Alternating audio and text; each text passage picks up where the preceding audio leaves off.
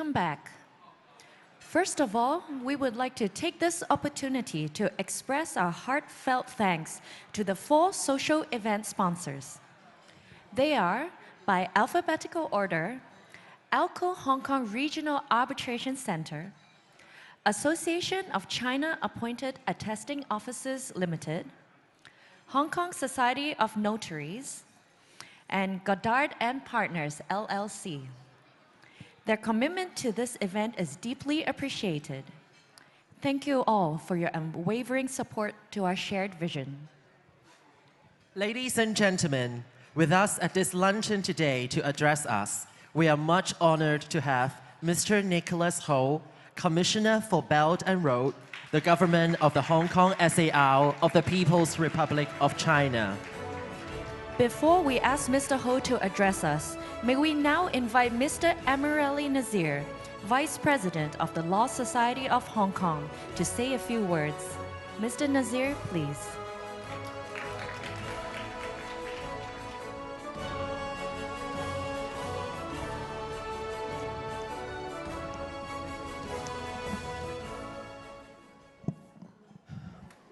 My heartfelt thanks to Mr. Nick Chan, Mrs. Elena Borisenko, Mr. Daniel Fong, Ms. Tracy Wood for engaging and inspiring session.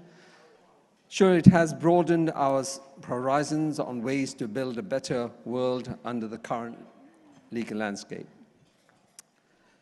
The last session was excellent, Daniel and others.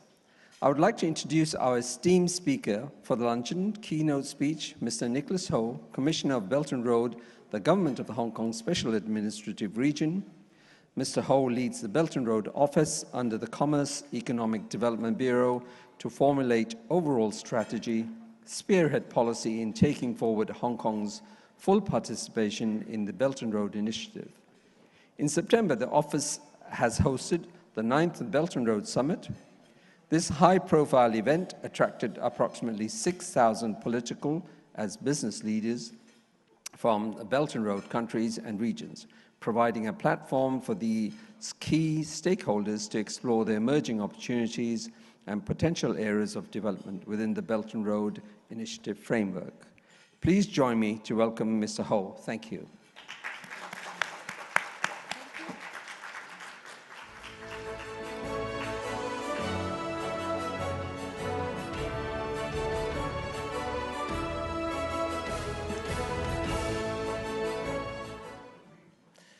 President Tong, distinguished guests, ladies and gentlemen, thank you for the Law Society's invitation. It's a pleasure to join so many leading legal professionals and business executives from around the world, including countries along the Belt and Road. This Belt and Road Conference, the annual flagship event of the Law Society, is indeed very meaningful, diving into the progress and achievements of the Belt and Road Initiative, or BRI. A monumental global initiative that is transforming the common growth and development across continents and cultures. We just had a wonderful opening and a riveting discussions this morning, and can't wait for 2 more sessions this afternoon. In this in-between time, I wish to share with you how the 8 major steps of the BRI underpinning its 2nd decade of implementation are crucial to the joint development of the world and what it means to business and legal professionals, be it from Hong Kong or other parts of the world. I'd like to start with a little recap of the 1st decade of the BRI and the 8 major steps which underpin the 2nd decade, bearing in mind their distinguished significance. Since the announcement by Chinese President Xi Jinping in 2013, the BRI progressed steadily under the principles of consultation, collaboration, and shared benefits, and promoted cooperation among partner countries in 5 areas: policy coordination, unimpeded trade, facilities connectivity, financial integration, and people-to-people bond. Already joined by 153 countries and 32 international organizations, the initiative has achieved outstanding results, pioneered a new framework for international cooperation, which transcended geography, bridged cultural differences, and aligned development needs. Among others, landmark projects enhancing connectivity via land, sea, air were completed and in operation. On land, the China-Euro Railway Express now reaches 224 cities in 25 European countries and connected over 100 cities in 11 Asian countries. On maritime, a total of 132 new Silk Road maritime routes now connects 145 ports across 46 countries and regions to strengthen green cooperation and help partner countries meet the UN 2030 Sustainable Development Goals. A Belt and Road International Green Development Coalition comprising over 150 partners from more than 40 countries has been launched. 33 BRI partner countries have joined the Silk Road e-commerce, leveraging China's strength in e-commerce technology application, model innovation, and market scale to expand trade cooperation.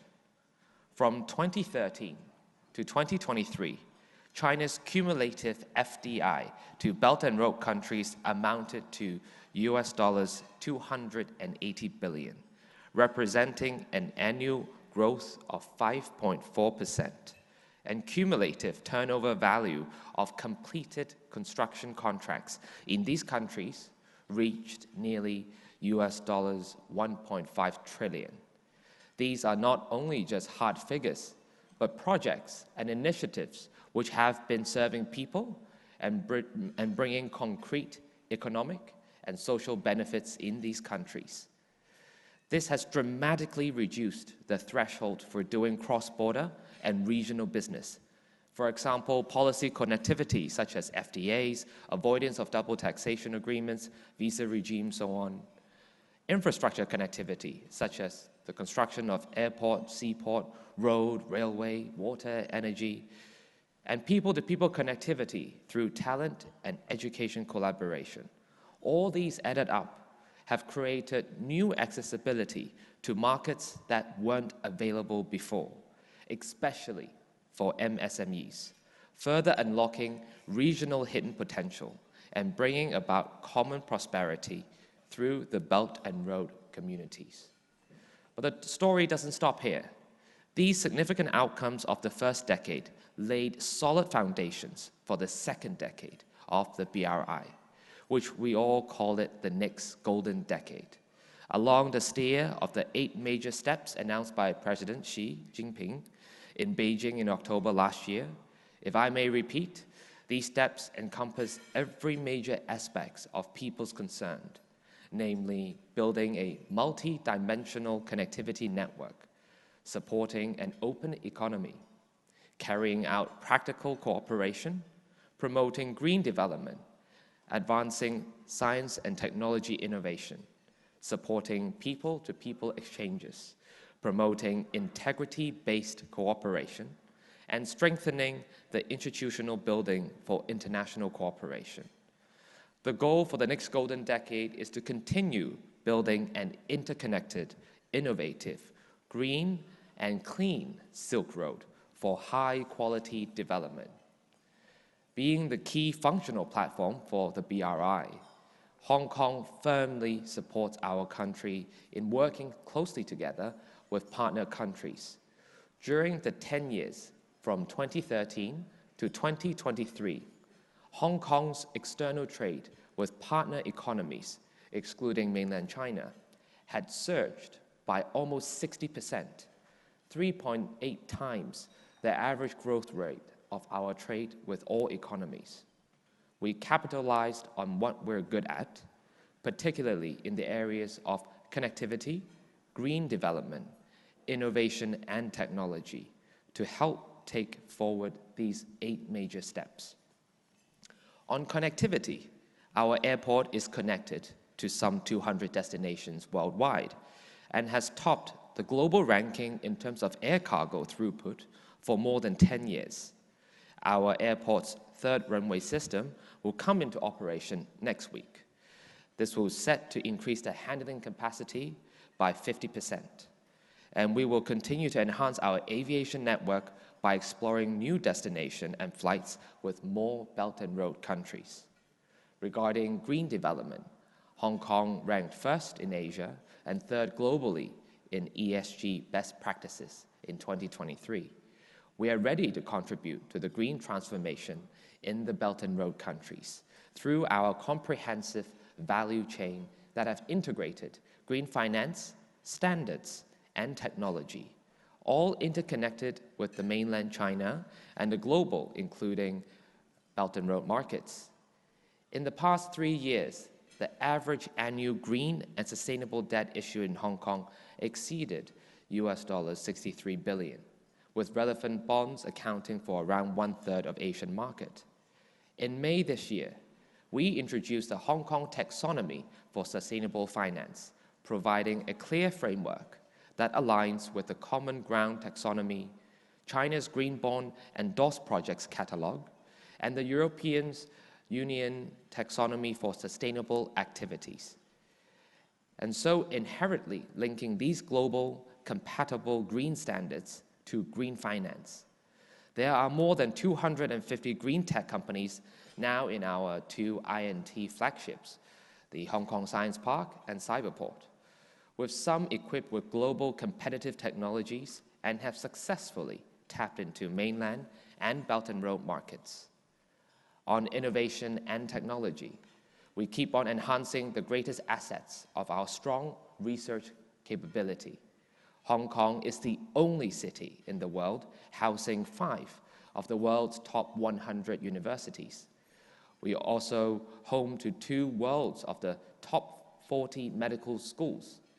Hong Kong is a R&D powerhouse and actively promotes the global INT collaborations. We support startups with strong resources of R&D capabilities, knowledge, and talent. Under our flagship R&D initiative named Inno Hong Kong, a total of 29 research laboratories have been set up by 30 world-renowned universities and research institutes. We are moving at full steam to develop INT infrastructure in the Hong Kong Park of Shenzhen and Hong Kong Innovation and Technology Cooperation Zone, located in Lok Ma Chau Loop, and also driving the development of the Hetao Shenzhen Hong Kong Science Technology Innovation Cooperation Zone, a pioneering zone facilitating our technological cooperation with Shenzhen. To give further impetus to the promotion of new industrialization, we will soon set up a Hong Kong dollars 10 billion INT industry-oriented fund to form funds of funds to channel more market capital to invest in specific emerging and future industry of strategic importance. The BRI, in its second decade, has been shifting focus to high-quality development, which prioritizes innovation as the main driving force behind growth, emphasizing that future development must be coordinated, green, open, and inclusive. With large-scale landmark projects continue to advance, BRI now encourages more and more small, yet smart projects, 小而美, so that even small and medium enterprises may get a slice of the market. We now have entered the golden decade of BRI, the age of harvest, more importantly, the new age of public-private partnerships, whereby high-quality, bankable, and feasible projects are now possible due to the foundations and connectivities laid in the past decade. The 8 major steps will also cultivate new growth points, which through new quality productive forces and encourage wider use of INT and sustainable solutions. Being a dynamic international business and financial center, Hong Kong stands out as a super connector and a super value adder to contribute to the high-quality BRI development and partner with enterprises of the mainland of China and along Belt and Road. Under one country, 2 systems, Hong Kong's uniqueness stems from the robust common law system, an independent judiciary, a simple and low-tax system, open and efficient market, as well as free flow of capital, information, and talent. All these have made us one of the best places in the world to do business, and a connecting channel between mainland China and BRI partner economies, especially on standards and best practices. Hong Kong has the potential to become the standards interoperability hub for the Belt and Road. Aligning national and international standards can drive public and private investments, which will propel economic development and integration. According to a very recent survey conducted by the Hong Kong Trade Development Council, in the Yangtze River Delta, over 90% of the respondent mainland enterprises plan to go global to expand international business in the next 1 to 3 years. And as many as 95% of these mainland enterprises focus on BRI, the RCEP and other emerging markets. And most important of all, 77% of them said they will go to Hong Kong to find service support they need for international business, including legal and other professional services, suggesting that Hong Kong remains mainland enterprises' most preferred platform for going out. For mainland and international enterprises intending to pursue development along the Belt and Road, Hong Kong could easily provide a full and diverse range of support in investment, financing of the international projects, offshore renminbi business, international trade, professional services, regional legal and dispute resolution services, innovation technology, transport and logistics services, so on. We couldn't make it without our excellent legal profession. Not a legal expert myself, but I recognize how crucial legal services is for business, whether on contractual matters to lay down clear obligations and terms, offer of expert solutions for business growth such as M&A and IPOs, regulatory compliance to the laws and regulations, protection of intellectual property rights of trademarks, patents, or innovation or brands, corporate governance or risk management. In times of disputes, arbitration and dispute resolution services resolve conflicts, saving the need for costly and time-consuming litigation and providing flexibility in finding mutually agreeable and innovative solutions. Our common law system can form a trusted common ground for cross-border deals on which our legal profession could connect and add value. In the construction fields that I'm familiar with, risks and challenges always come with opportunities for Belt and Road projects between countries with varying political, economic, and legal landscapes, whether it is a B2B contract or the increasingly popular public-private partnerships, PPP. Our legal profession can make full use of the connectivity in the legal realm to advise on balancing between risk and business purposes of these projects and how to hedging risk. They are also well-positioned to be the neutral intermediary in arbitration and dispute resolution. There is much that Hong Kong brand, a trusted and connected legal platform, can partner with our Belt and Road counterparts. It is a prerequisite for long-term and successful partnerships. Legal services are certainly just one of many streams of world-class professional services that Hong Kong could offer. You will also find other professionals such as accountants, architects, engineers, bankers, investment advisors, insurers, so on and so forth, who are here to add value to businesses along the Belt and Road and beyond. The HKSAR government is committed in supporting our professional services in cultivating professional networks and partnerships for the Belt and Road. At the macro level, we have been stepping up our efforts in headquarter economy to bring in strategic enterprises outside to set up headquarters or corporate divisions in Hong Kong and leverage our professional services to help manage their multinational businesses, expanding into overseas markets and raise international capital, making Hong Kong the ideal hub for Belt and Road projects, capital, and talent. In closing, although we find ourselves amid a multitude of global challenges, regional conflicts, economic challenges, climate change, but Hong Kong stands out, if you will, as a golden key in unlocking the next wave of growth in the Belt and Road and far beyond. I firmly believe that cooperation is the only viable solution. Forums like today exemplifies this collaborative spirit, bringing together diverse culture for a shared mission, shaping a positive, collective future.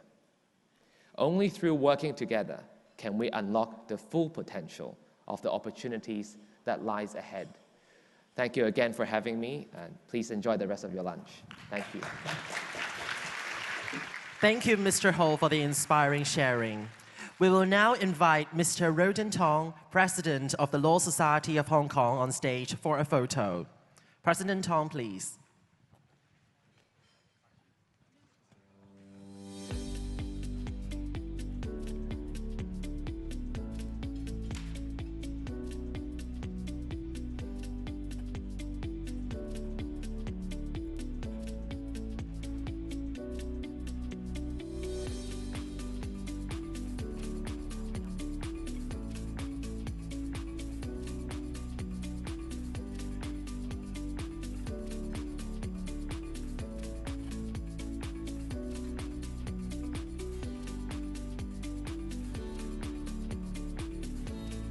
Shall we invite President Tong to present souvenir to Mr. Ho as a token of appreciation?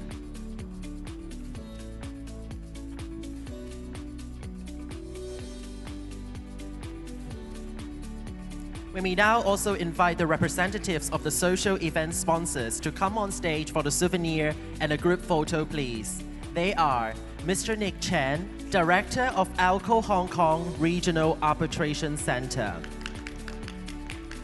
Mr. Gordon Ju, President, Hong Kong Society of Notaries; and Mr. Michael Goddard, President, Goddard & Partners, LLC.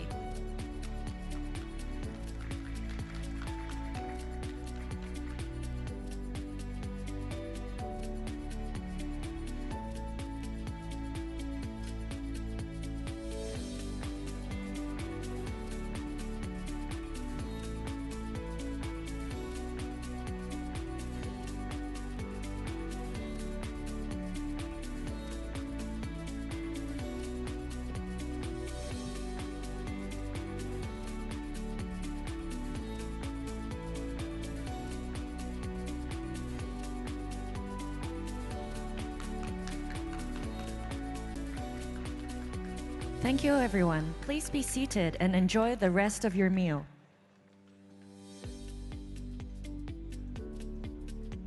各位需使用即时权益耳机的来宾，为保设备电源充足，请在下午环节开始前前往会场入口替换耳机。谢谢。For those online participants, please use the same Zoom link for the afternoon section. We will see you at 2 p.m. Thank you.